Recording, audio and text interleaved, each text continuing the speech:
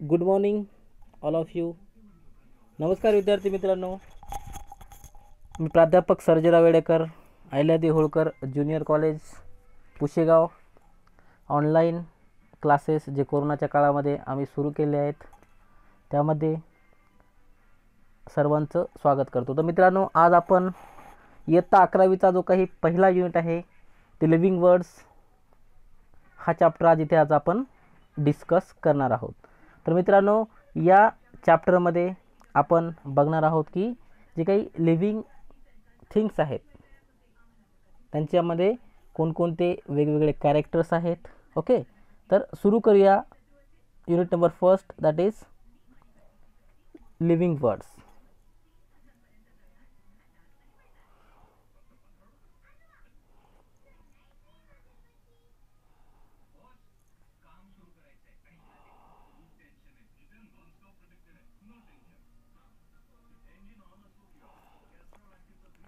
तर विद्यार्थी मित्रांनो, जो काही आपला पहिला युनिट आहे त्यामध्ये आपण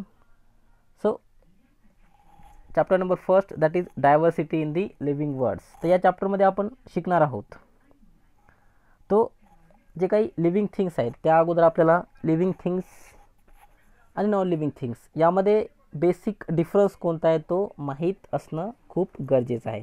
तर विद्यार्थी मित्रांनो, लिव्हिंग थिंग्स आणि जे काही नॉन लिव्हिंग थिंग्स आहेत, ओके, लिव्हिंग थिंगचे फॉर एक्झाम्पल ॲनिमल्स असतील, प्लांट्स असतील, हे जे काही ॲनिमल्स आपण बघतो त्यांच्यामध्ये ज्यांच्यामध्ये growth, reproduction, metabolism, cellular organisation हे बघायला मिळतं. हे काही जे 5 कॅरेक्टर आहेत ज्यामध्ये बघायला मिळतं त्यांना आपण लिव्हिंग थिंग्स म्हणू शकतो.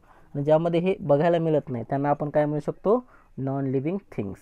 तर मित्रांनो, so there are main basic 5 basic principle of life ते can present in living things. जे काही लिव्हिंग ऑर्गॅनिझम आहे त्याच्यामध्ये 5 बेसिक जे काही गोष्टी आहेत त्या बघायला मिळतात. त्यामध्ये 1 नंबर आहे ग्रोथ, 2 नंबर आहे रिप्रोडक्शन्स, 3 नंबर आहे मेटाबॉलिझम, 4 नंबर आहे सेल्युलर ऑर्गनायझेशन आणि 5 नंबर आहे कॉन्सिक्युअसनेस.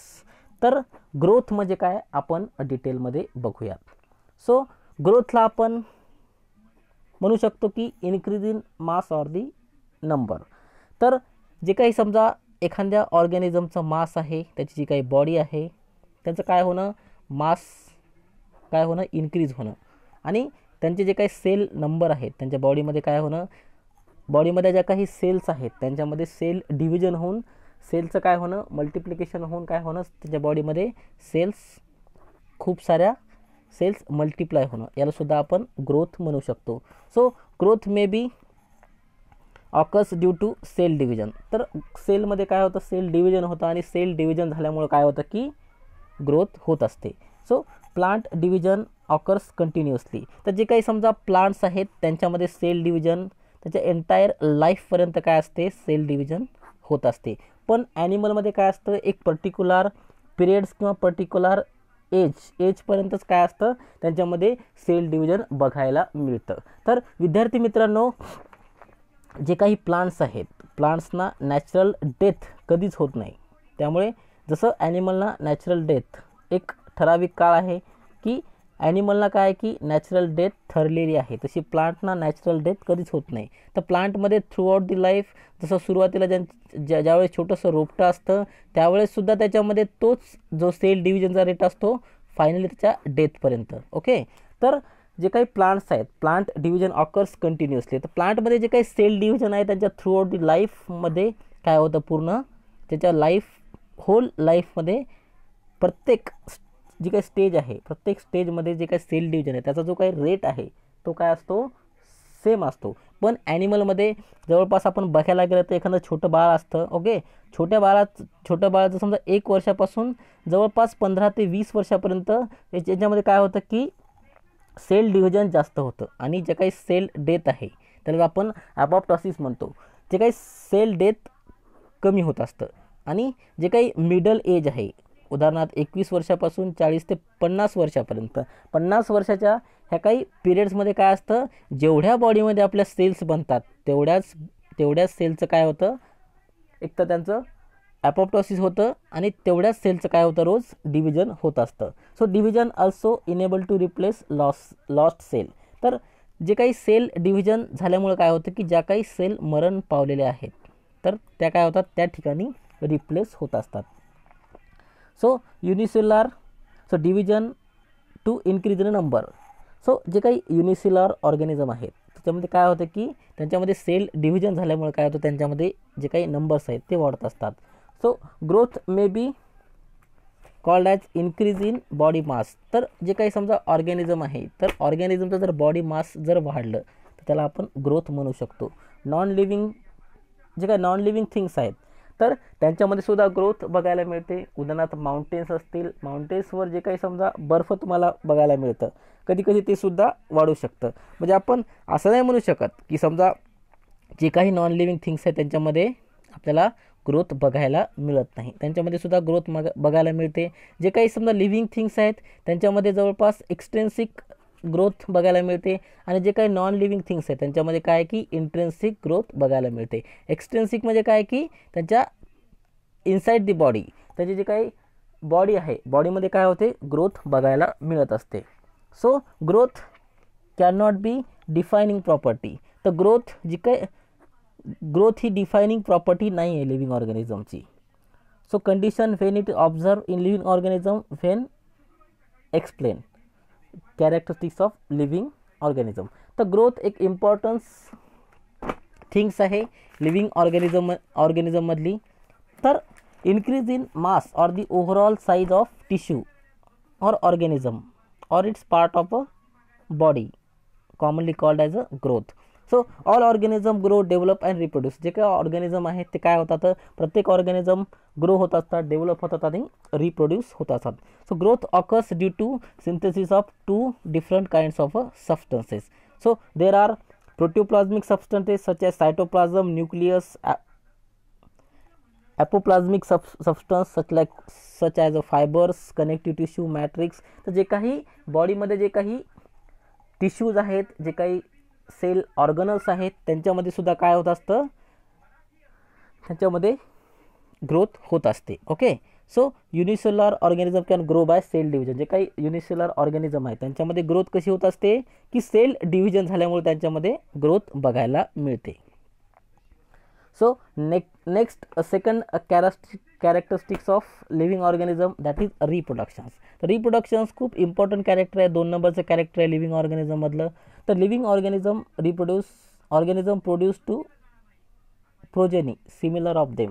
तर reproductions may be defined at production of progeny of organism possessing feathers more or less similar to this parent. तर जे काही formation of young ones like parents याला आपण सिम्पली काय म्हणू शकतो रिप्रोडक्शन्स. म्हणजे काय जे समजा पॅरेंट्स आहेत त्यांच्यासारखेच काय करणं म्हणजे not 100% similar or the 100% similar. तर अशी प्रोजेनी तयार करणे त्याला आपण रिप्रोडक्शनसुद्धा म्हणू शकतो. So reproductions may be classified into 2 types. First one is sexual reproduction and second one is asexual reproduction. तर सेक्शुअल रिप्रोडक्शन म्हणजे काय की असेक्शुअल रिप्रोडक्शनमध्ये काय की असेक्शुअल रिप्रोडक्शनमध्ये डायरेक्ट गॅमेट फॉर्म होत नाही. म्हणजे यामध्ये 2 वेगवेगळे ऑर्गॅनिझम काय असतात प्रेझेंट नसतात. म्हणजे मेल आणि फिमेल वेगवेगळे नसतात. आणि जे काही सेक्शुअल रिप्रोडक्शन आहे याच्यामध्ये काय होतं की डायरेक्ट मेल आणि फिमेल यांच्यामध्ये सेक्शुअल कॉन्टॅक्ट होऊन काय होतं की एक झायगोट फॉर्म होतं आणि जो काही एंटायर ऑर्गॅनिझम तयार होतो. तर जे काही 2 प्रकार आहेत असेक्शुअल जे काही रिप्रोडक्शनचे. So unicellular organism like amoeba, bacteria, chlamydomonas multiply increase in numbers. तर जे काही रिप्रोडक्शन आहे जे समजा युनिसेल्युलर ऑर्गॅनिझम आहेत जसं काही अमिबा असेल, बॅक्टेरिया असेल, क्लायमॅडोमोनास असेल यांच्यामध्ये काय होतं की जे काही रिप्रोडक्शन तुम्हाला बघायला मिळतं ते असेक्शुअल टाईप्स असतं. Okay. So next point that is so it is unclear with the uses of 2 terms growth and reproductions. So many organism do not produce like mule, sterile worker, bees, infertile human couple. तर काही organism असे सुद्धा असतात त्यांच्यामध्ये काय होतं की reproduction होत नाही. उदाहरणार्थ जे काही समजा स्टराईल ऑर्गॅनिझम आहेत त्यांच्यामध्ये काय होतं की रिप्रोडक्शन्स बघायला मिळत नाही. म्हणजे रिप्रोडक्शन तर होतं त्यांच्यामध्ये पण जे काही नवीन ऑफस्प्रिंग आहे त्यांच्यापासून होणारा तो तयार होत नाही. Hence reproduction is defining characters of living organism. म्हणजे रिप्रोडक्शन्स इव्होल्युशनसाठी खूप महत्त्वाचं आहे, कारण की जो काही जीन पूल आहे तो यामधूनच काय होतो, एका जनरेशनमधून दुसऱ्या जनरेशनमध्ये ट्रान्सफर होत असतो. So the reproduction is the importance phenomena for the living organism. Reproduction is necessary for the continuation of life. म्हणजे लाईफ कंटिन्युएशनसाठी खूप इम्पॉर्टन्स आहे. It compensate for the loss of life due to the death. Okay, so organism reproduce by asexual and sexual mode. तर जे काही reproduction आहे ते mainly दोन टाईपचं असू शकतं. एक काय असतं असेक्शुअल आणि दुसरं sexual reproduction. So these are the second important characteristics features of the living organism. So third one that is metabolism. These are the importance, खूप महत्त्वाचं कॅरेक्टरिस्टिक्स आहे, त्याला काय म्हणतो आपण मेटाबॉलिझम. तर प्रत्येक ऑर्गॅनिझम आहे की त्याला जगण्यासाठी एनर्जी लागते आणि जी काही एनर्जी आहे ती आपल्याला मेटाबॉलिझममधून मिळत असते. All the organism are made up of chemicals. म्हणजे जे काही समजा ऑल दी ऑर्गॅनिझम, सगळे जे काही ऑर्गॅनिझम पृथ्वीवर तुम्हाला बघायला मिळतात ते कशापासून बनलेले आहेत, केमिकल्सने बनले आहे. म्हणजे काय की केमिकल्सपासून बनलेले आहेत, म्हणजे बायोमॉलिक्युल्सपासून बनलेले आहेत. म्हणजे जे काही लिव्हिंग ऑर्गॅनिझम म्हणजे काय की it is a living organism. तर जे काही लेवल ऑफ ऑर्गनायझेशन आपण बघत असतो ते स्टार्ट फ्रॉम दी ॲटम. तर काय होतं की खूप सारे ॲटम्स मिळून काय होतं, एक मॉलिक्युल्स तयार होत असतो. खूप सारे एकत्र येऊन त्याच्यापासून एक सेल तयार होते आणि खूप साऱ्या सेल्स एकत्र येऊन त्यापासून काय होतो, एक टिश्यू तयार होतात. ओके, खूप सारे टिश्यू एकत्र येऊन एक ऑर्गन तयार होतो आणि खूप सारे ऑर्गन एकत्र येऊन एक ऑर्गन सिस्टीम तयार होते आणि खूप सारे ऑर्गन सिस्टीम एकत्र येऊन एक एंटायर ऑर्गॅनिझम तयार होतो. ओके, तर जे काही समजा बायोमॉलिक्युल्स आहेत, biomolecules are the building blocks of our life. Biomolecules like protein, carbohydrates, vitamins, lipid, these are the all biomolecules. They can helps into metabolism of our body. Okay, so metabolism may be further classified into catabolism and anabolism. तर जे काही catabolism आहे, okay, so metabolism is mainly classified into two types, anabolism and catabolism. तर जे काही ॲनाबॉलिझम आहे, ॲनाबॉलिझममध्ये काय होतं की जे काही फूड मटेरियल आहे ते फॉर्म होत असतं विथ द हेल्प ऑफ, उदाहरणार्थ फोटोसिंथेसिस प्रोसेस आहे. Photosynthesis it is a anabolic process. म्हणजे याच्यामध्ये काय होतं की फूड तयार होत असतं. आणि जे काही कॅटाबॉलिझम आहे, कॅटाबॉलिझममध्ये जे काही फूड तयार झालं, ओके, तयार झालेलं फूडचं काय होतं, स्मॉलर पार्टिकलमध्ये ब्रेकडाऊन होऊन त्यापासून फायनली काय होते, एनर्जी मिळत असते in the form of ATP. So anabolism it is mainly found in plants. तर प्लांट्समध्ये फोटोसिंथेसिस बघायला मिळतं. तर जे काही प्लांट्स आहेत ते काय करतात, ते can produce their own food material. तर प्लांट काय करतात, स्वतःचं अन्न स्वतः तयार करत असतात. आणि जे काही हेटरोट्रॉफ्स, जे काही ॲनिमल्स आहेत, ओके, त्यांच्यामध्ये काय होतं की, तर जे काही समजा ऑर्गॅनिझम आहेत, ओके, ऑर्गॅनिझममध्ये काय होतं की त्यांनी एकदा का फूड कंझ्युम केल्याच्यानंतर काय होतं की त्यांच्यामध्ये जे काही ग्लुकोज आहे, ओके, ग्लुकोज त्यांनी कंझ्युम केला आणि त्यामध्ये बॉडीमध्ये केल्याच्यानंतर काय होतं की त्यांचं जे काही कॉम्प्लेक्स फूड आहे, कार्बोहायड्रेट्स आहे, त्यांचं काय होतं, मोनोमेरिक म्हणजे काय होतं, त्यांचं विघटन होतं आणि त्यापासून काय होते, फायनली एनर्जी तयार होते in the form of ATP. तर याच्यामध्ये बघूया या डायग्राममध्ये फोटोसिंथेसिस प्रोसेस कशी होत असते. तर काय होतं, फोटोसिंथेसिस प्रोसेसमध्ये 6CO2 6H2O, light energy in the presence of light to form glucose. तर काय होतं, ग्लुकोज फॉर्म झाला कशामध्ये, फोटोसिंथेसिसमध्ये, आणि काय होतं की oxygen release in the photosynthesis process. But in metabolism or the, so there R various steps of catabolism like glycolysis, ETS. So these are the some cycles they can present on our body. तर आपल्या बॉडीमध्ये ह्या खूप साऱ्या cycles होत असतात आणि त्यापासून आपल्याला काय होते, एनर्जी मिळत असते. So last important characteristics of living organism, that is consequousness. Consequousness is also known as the sense their surrounding or the through the environmental stimulus.